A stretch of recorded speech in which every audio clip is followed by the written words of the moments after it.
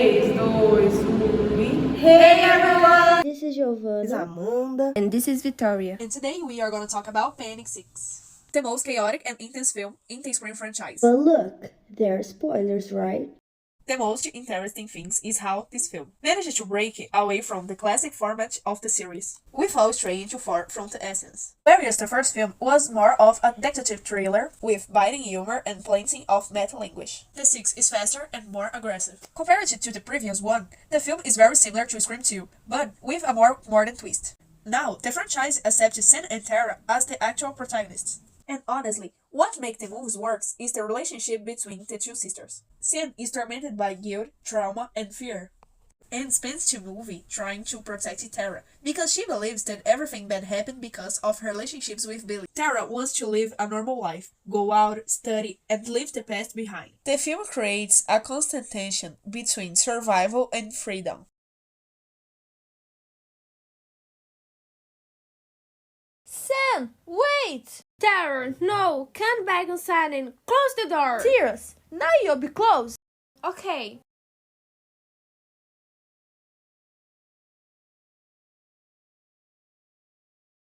How is it possible?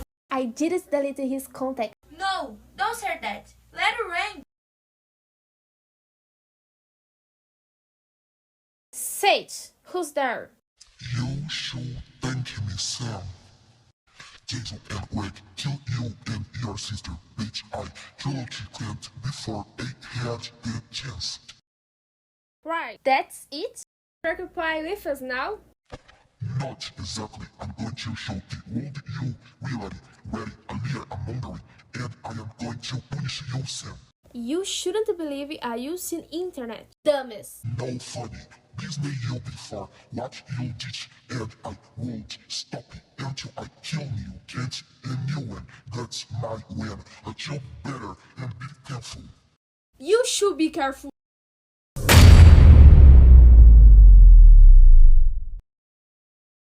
Now, we need to talk about the market scene, guys. Because this here is one of the scariest scenes in the entire franchise. Ghostface enters the convenience store in a chase with Sam and Tara, trying to attack both, and then simply transforms an ordinary place into a full-blown war zone. It's a fast-paced, violent, and simply unpredictable sequence, guys. Unlike other films, which involved building suspense more towards the moment of attack, here, the killer evades the establishment and creates immediate chaos in that place. And the fact that he's armed makes everything more serious, because it seems like Ghostface has completely lost his inhibitions.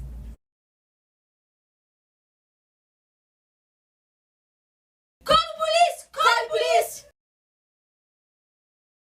What's the problem, man? Where's the key? I don't know!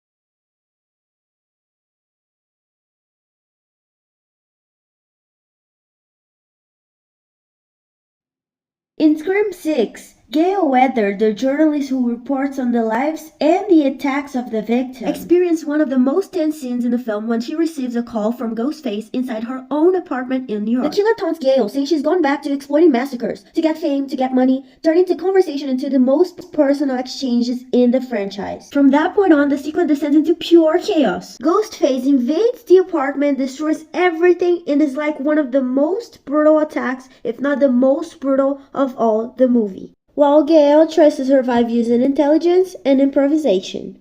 But the real nostalgia inducer is Kirby, with the return of her actress. It's a nostalgic throwback to the fourth film in the saga. The film also refers to the first movie, in which she throws a TV at Ghostface. Clearly, reminded of the scene at Stool House in the 1986 movie. It's like the kind All fanservice is working, because it doesn't feel forced. Everything happens in that abandoned theater that the killers transform into a real ghost face museum. There are old masks, knives, and clothing from previous crimes. And that already makes the scene completely different from other films, because the place seems abandoned and haunted by the past of the entire franchise.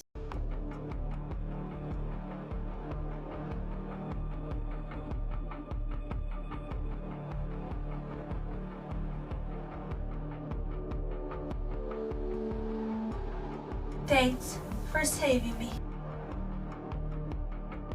I knew you would manage.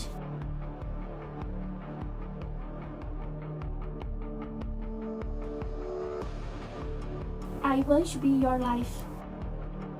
But when you want me to, I want you by my side, and I swear, when we get out of here, I'm looking for therapy. That's serious. We're best for this together.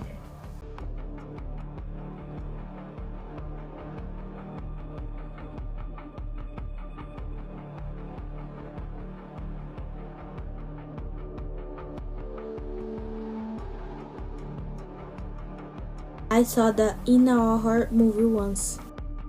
then comes the revelation of the killers, rich family, Sam's boyfriend, and the panic from the fifth movie who was murdered. His father and brothers want revenge against Sam for her death, and his plan is to turn her into the main villain of the story. Is it a bit over the top? Yeah, but it fits quite well with the chaotic energy of the franchise. The best part about the ending is that it all revolves about Sam and Tara, whereas in the first few movies, Disney has to deal with all of this. Here, the film turns the sisters into a pain of survivals, which creates a much more emotional climax.